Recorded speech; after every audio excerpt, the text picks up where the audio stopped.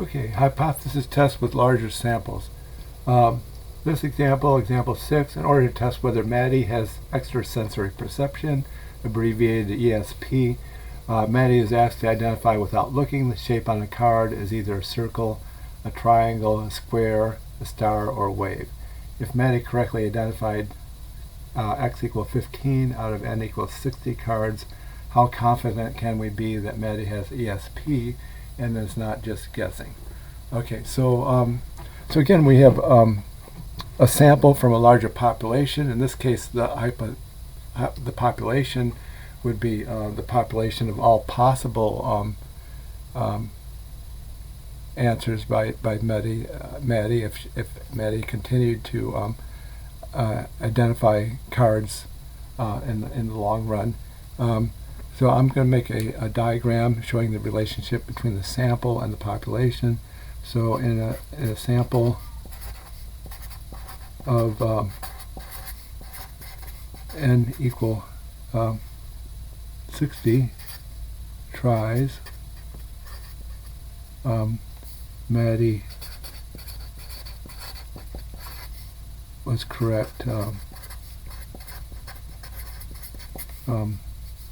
Let's see, p hat equal 15 out of 60.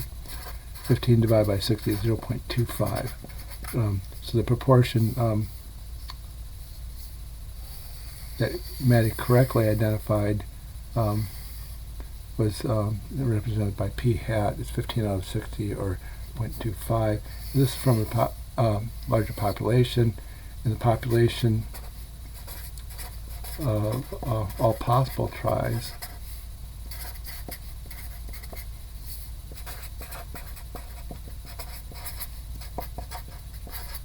the proportion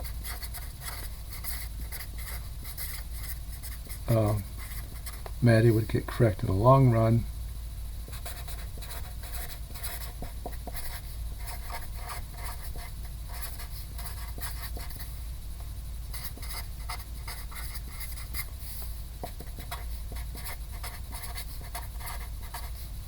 represented by P, and we don't know what that is. It's a question mark. Okay, so our best guess, our best estimate would be Maddie would get 25% correct in the long run, and we want to compare it to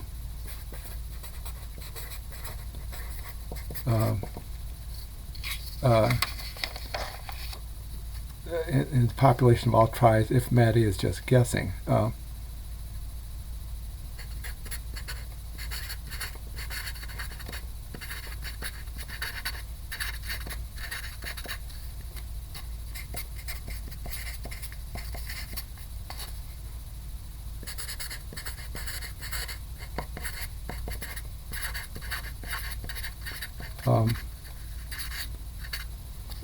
The proportion correct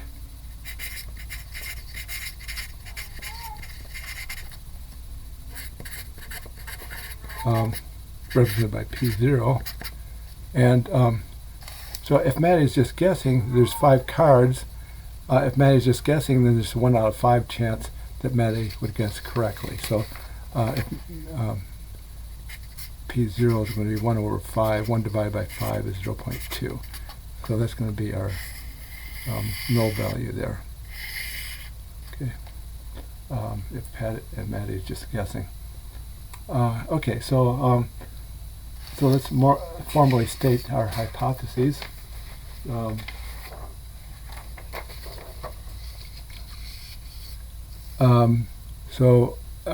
95% confidence or 5% doubt, we want to test H0, H0, P equal 0.2. Maddie is just guessing, versus HA, P is greater than 0.2, Maddie has ESP. If Maddie gets less than 20% correct, we're not going to say that Maddie has extrasensory perception. We're just going to think that Maddie is unlucky in guessing. But so we're only going to so we want a right-tailed test here. We're only going to say that Maddie has ESP if in the long run Maddie gets more than 20% correct. Okay, so we want to check whether n times p0 is at least 5, n times q0 is at least 5. So our sample size is 60. 60 times 0.2 is 12, greater than or equal to 5, and that's a yes, okay. And then 1 minus 0.2 is 0.8, so 60 times 0.8 is 48. Is that greater than or equal to 5? And that's a yes. Some books use 10. The bigger these numbers are, the more accurate our estimates are going to be. But anyway, we got both of these were yeses, and so that means we can use the z-scores to sort of estimate, to test the hypotheses.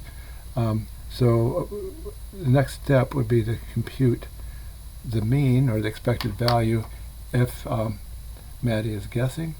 It's n times p 0, so that's going to be 60 times 0.2, which would be 12.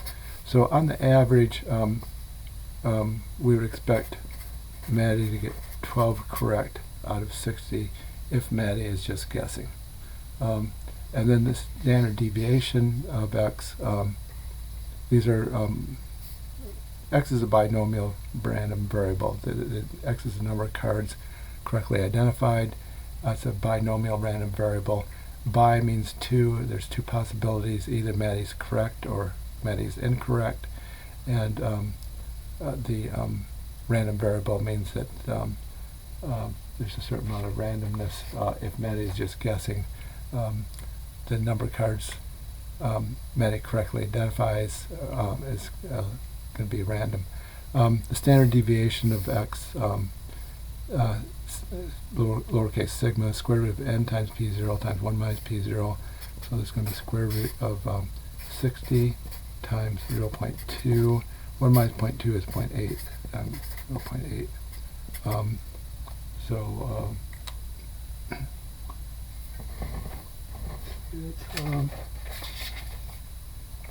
Pull out the calculator here. So second square root, 60 times 0.2 times 0.8 equals about 3.09 something. I'm going to store that in the calculator, so later when I need to use it to compute the z-score, I can pull it up from memory instead of having to retype it. So that's our standard deviation. Okay, so next step, compute the z-score.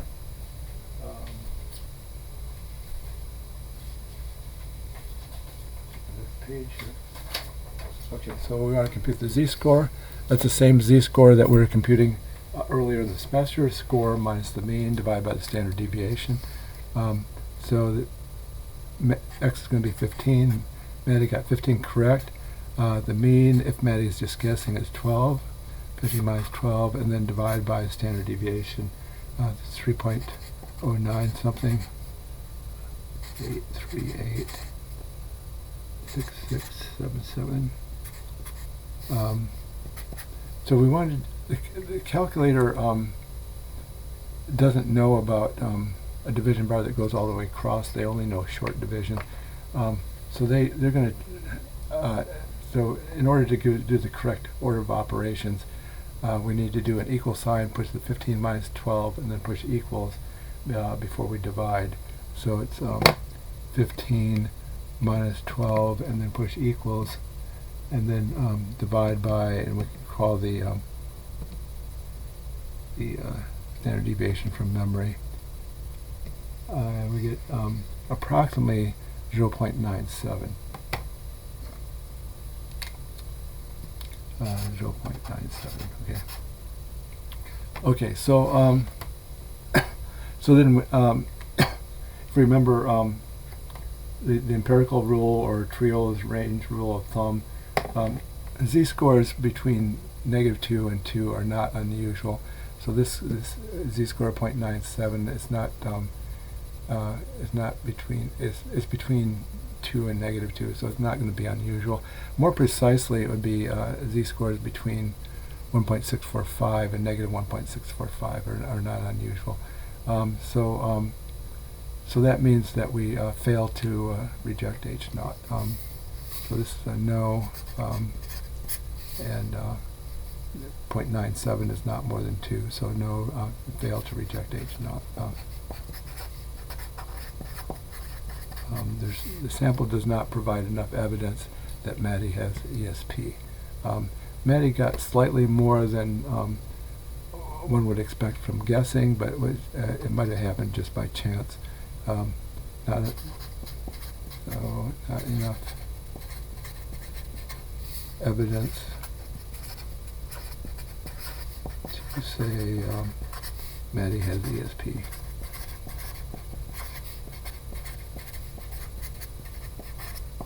Okay, technically we never accept H0, so either we reject H0 or we don't know. So we don't know whether Maddie has ESP or not. We can also combine steps 2, 3, and 4, do it all once. So it's x minus n times p0 over the square root of n times p0 times 1 minus p0. So it's 15 minus 60 times 0.2 over square root of 60 times 0.2, and 1 minus 0.2 is 0.8. And again, the calculator doesn't not know about a division bar that goes all the way across. So after we put in the numerator, we have to push equals. We don't have to worry about the multiplication and subtraction here. Multiplication, the calculator knows that multiplication comes before subtraction. So if we type in the numerator the way it is, we can let the calculator do its job here, and then push equals and then divide by second square root.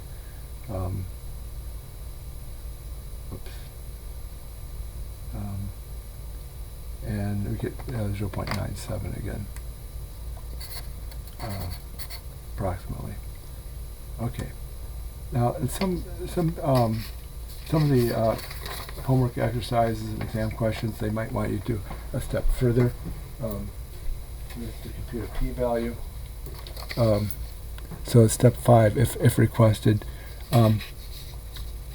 This is a right-tailed test, so we want to look up the opposite sign of our test statistic in the z-table to get the p-value. So it's I'll make a so the p-value is going to be the probability of the z. This is a right-tailed test, so we'll do probability z is greater than 0.97, and so that's the right tail here, and our table is based on a left tail, so we have to change the sign here. The same as the probability z is less than negative 0.97, because we have to set it up the way our table is set up. So these are based on the bell curve, and the bell curve is symmetric. The left tail has the same area as the right tail, and the probabilities are going to be based on the area. So we want to look, and we want to look in row. The probability of z less than negative 0.97. We want to look in row negative 0.9 and column 7 of the z-table. So this is a row negative 0.9 and column 7, and we get 0.1660. So the p-value is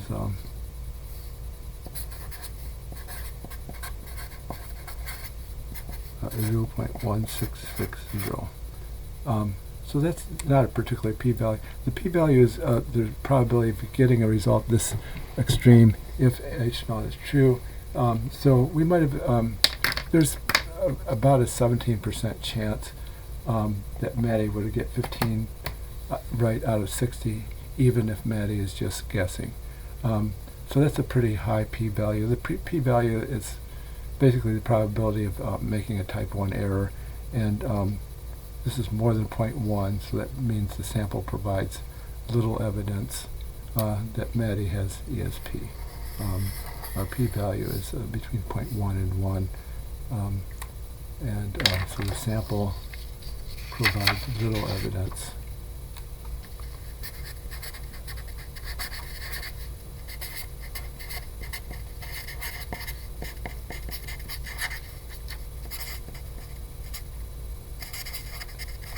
That Maddie has the ESP. Yeah.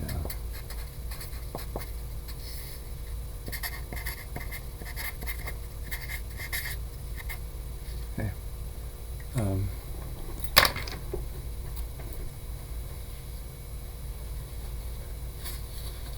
Okay, so I'm going to talk about the types of errors here.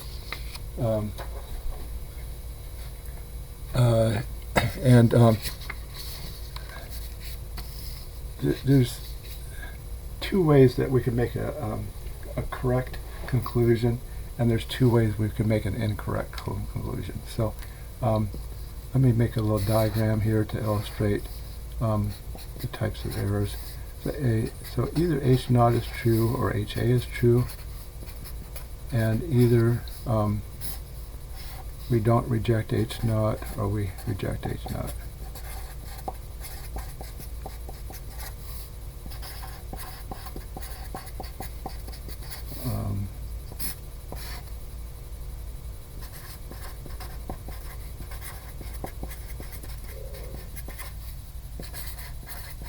Okay, so that means there's four possible outcomes. H naught is true and we don't reject H naught. H naught is true and we reject H naught. HA is true and we don't reject H naught. HA is true and we reject H naught. So two of these are errors. If we reject H naught and H naught is true, that's called a type 1 error. Its probability is alpha. Alpha is we're calling it the level of doubt or level of significance, but more precisely it's the probability of making a type 1 error. It's the probability of rejecting H naught if H naught is true. 1 minus alpha is our level of confidence. Usually we want alpha to be small and 1 minus alpha to be big. If we don't reject H naught and HA is true, that's called a type 2 error. And its probability is beta, Greek letter beta that looks like a B. If we reject H naught and HA is true, that's called the power of the test. It's 1 minus beta. Okay, so I've summarized this down here, the terminology. 1 minus alpha is the desired level of confidence. Alpha is the Greek letter that represents the desired level of significance. I like to call it the level of doubt. That's also the probability of a type 1 error. P-value is, I'm calling it the actual level of doubt, but it's the p-value is the probability of getting a result this extreme if H naught is true. Beta, Greek letter beta looks like a B, capital B, probability of a type 2 error. 1 minus beta is the power of the test. Okay, so so for this example here, is it possible we made a type 1 error and we did not reject H naught? So a type 1 error occurs if you reject, you might be making a type 1 error if you reject H naught. So we definitely did not make a type 1 error because we did not reject H naught. So no, we did not reject H naught. Is it possible we made a type 2 error? Yes. If you don't reject H naught, then it might be we're making a type 2 error. Maybe Maddie really does have ESP, and if she got more than one would expect right by guessing, and maybe she really did have ESP. So it's possible we made a type 2 error. Yes, we did not reject 8 and up.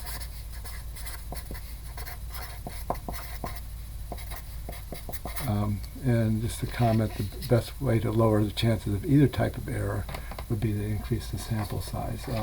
With a larger sample, you're less likely to make either a type 1 or a type 2 error.